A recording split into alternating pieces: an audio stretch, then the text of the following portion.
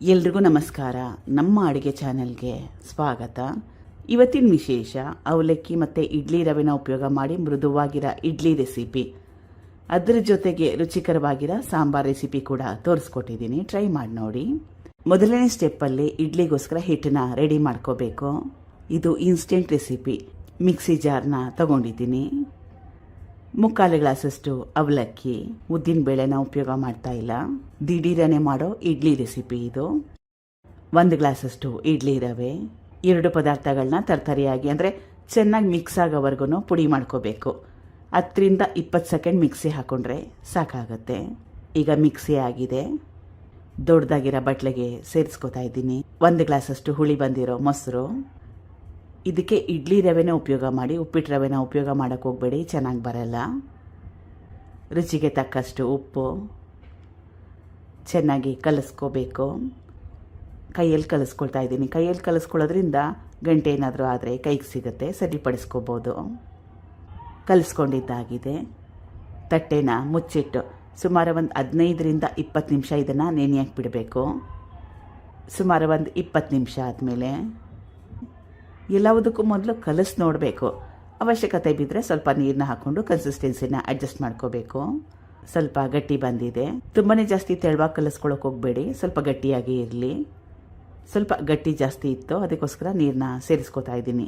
ಮೊದಲೇ ಹೇಳ್ದಂಗೆ ತೆಳುವಾಗಿ ಹಿಟ್ಟನ್ನ ಕಲಿಸ್ಕೊಳ್ಳೋಕೆ ಹೋಗ್ಬಾರ್ದು, ಸ್ವಲ್ಪ ಗಟ್ಟಿನೇ ಇರಲಿ. ನೀರನ್ನ ಹಾಕೊಂಡ್ಮೇಲೆ ಚೆನ್ನಾಗಿ ಕಲಿಸ್ಕೋಬೇಕು.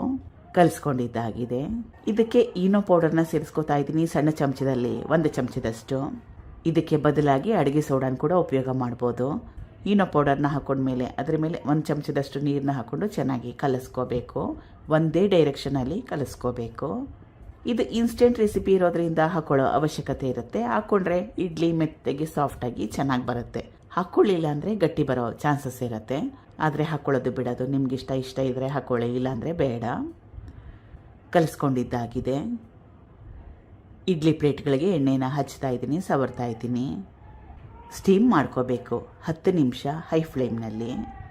ಈಗ ಸ್ಟೀಮ್ ಆದಮೇಲೆ ಹಬೆಯಲ್ಲಿ ಬೇಯಿಸ್ಕೊಂಡ್ಮೇಲೆ ತಕ್ಷಣವೇ ತೆಗಿಯೋಕ್ಕೆ ಹೋಗ್ಬಿಡಿ. ಒಂದು 5 ನಿಮಿಷ ಹಾಗೆ ಬಿಡಿ, ಇಡ್ಲಿ ಕರೆಕ್ಟಾಗಿ ಸೆಟ್ ಆಗಲಿ. ಇದು ರೆಗ್ಯುಲರ್ ಆಗಿ ಅಕ್ಕಿ ಇಡ್ಲಿ ಬರುತ್ತಲ್ಲ, ಆ ಟೇಸ್ಟಲ್ಲಿ ಬರಲ್ಲ, ಸ್ವಲ್ಪ ಡಿಫ್ರೆಂಟ್ ಆಗಿರುತ್ತೆ. ಯಾಕಂದರೆ ಉದ್ದಿನ ಬೇಳೆ ಹಾಕಿಲ್ವಲ್ಲ, ಅದಕ್ಕೋಸ್ಕರ. ಆದರೂ ಕೂಡ ಟೇಸ್ಟಿಯಾಗಿರುತ್ತೆ. ಇಡ್ಲಿ ಹಿಟ್ಟು ಮನೇಲಿ ಇಲ್ಲದೆ ಇದ್ದಾಗ ಇದನ್ನು ಟ್ರೈ ಮಾಡ್ಬೋದು. ಮುಂದಿನ ರೆಸಿಪಿ ಸಾಂಬಾರ್ ರೆಸಿಪಿ. ಮುಂದಿನ ರೆಸಿಪಿ ಸಾಂಬಾರ್ದು.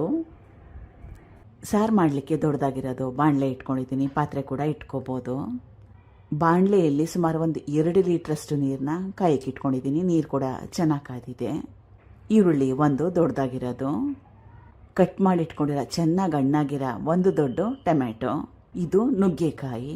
2 ದೊಡ್ಡ ನುಗ್ಗೆಕಾಯಿನ ಉಪಯೋಗ ಮಾಡ್ತಾಯಿದ್ದೀನಿ. ಸ್ವಲ್ಪ ಅರಿಶಿನ. ಕರಿಬೇವಿನ ಎಲೆ ಸುಮಾರು ಒಂದು 7 ರಿಂದ 8 ಅಷ್ಟು.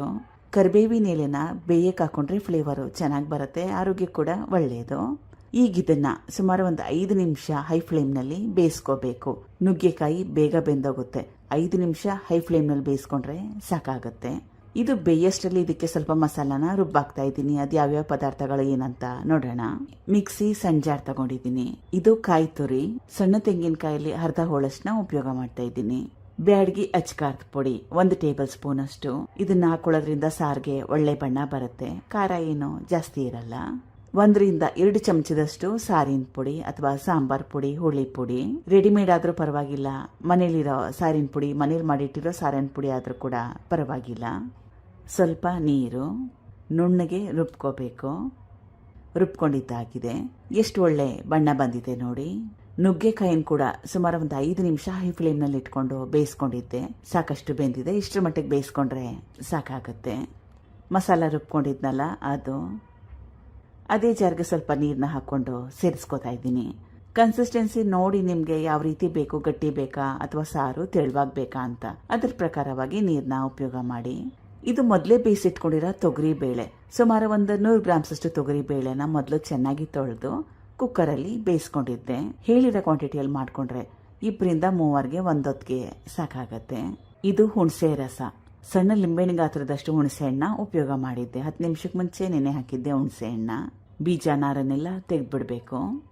ರುಚಿಗೆ ತಕ್ಕಷ್ಟು ಉಪ್ಪು, ಸ್ವಲ್ಪ ಬೆಲ್ಲ 1 ಟೇಬಲ್ ಸ್ಪೂನ್ ಅಷ್ಟು, ಬೆಲ್ಲ ಹಾಕೊಳ್ಳೋದ್ರಿಂದ ರುಚಿ ಹೆಚ್ಚಾಗುತ್ತೆ, ಬ್ಯಾಲೆನ್ಸ್ ಕೂಡ ಆಗುತ್ತೆ. ಇಷ್ಟ ಇಲ್ಲ ಅಂದರೆ ಹಾಕೋಬೇಡಿ, ಇಷ್ಟ ಇದ್ದರೆ ಬೆಲ್ಲನ ಸೇರಿಸ್ಕೋಬೋದು. ಚೆನ್ನಾಗಿ ಕಲಿಸ್ಕೊಂಡು ಸುಮಾರು ಒಂದು 5 ನಿಮಿಷ ಇದನ್ನು ಕುದಿಸ್ಕೋಬೇಕು. 5 ನಿಮಿಷ ಆದಮೇಲೆ ರುಚಿಕರವಾಗಿರೋ ಬೇಳೆ ನುಗ್ಗೆಕಾಯಿ ಸಾರು ರೆಡಿಯಾಗಿದೆ. ಕೊನೆಯಲ್ಲಿ ಒಗ್ಗರಣೆನ ಸೇರಿಸ್ಕೋತಾ ಇದ್ದೀನಿ. ಒಗ್ಗರಣೆಗೆ ಎಣ್ಣೆ, ಸಾಸಿವೆ, ಹಿಂಗು, ಒಣಮೆಣಸಿನ್ಕಾಯಿ, ಕರಿಬೇವಿನ ಸೊಪ್ಪನ್ನ ಉಪಯೋಗ ಮಾಡಿದ್ದೆ. ಒಗ್ಗರಣೆ ಹಾಕೊಂಡ್ಮೇಲೆ ಮತ್ತೊಮ್ಮೆ ಕುದಿಸ್ಕೊಳ್ಳೋ ಅವಶ್ಯಕತೆ ಏನಿಲ್ಲ. 2 ರೆಸಿಪಿಗಳನ್ನ ಟ್ರೈ ಮಾಡಿ ನೋಡಿ. Thank you for watching. ಧನ್ಯವಾದಗಳು.